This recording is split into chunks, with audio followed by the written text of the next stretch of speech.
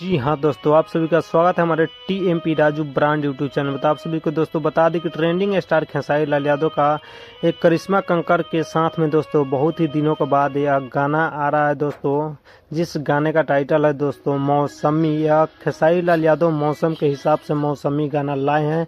तो आप सभी खेसारी लाल यादव का फैन है तो वीडियो लाइक और चैनल सब्सक्राइब जरूर कीजिएगा। आप सभी को बता दें कि ट्रेंडिंग स्टार खेसारी लाल का यह गाना कल सुबह 6:15 पर रिलीज होगा।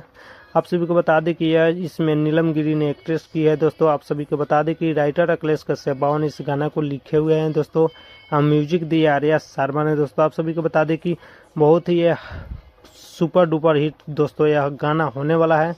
तो आप सभी खेसारी जी के फैन हैं तो वीडियो लाइक और चैनल सब्सक्राइब जरूर कीजिएगा। आप सभी को बता दें कि ट्रेंडिंग स्टार खेसारी लाल यादव का दोस्तों बहुत ही प्यारा सा एक न्यू सॉन्ग मोनिका मिश्रा के साथ में दोस्तों फिर से आ रहा है। तो आप सभी उस गाना को सुनने के लिए तैयार हो जाइए, क्योंकि वह कल सुबह 6:45 पर दोस्तों वह गाना भी आ जाएगा।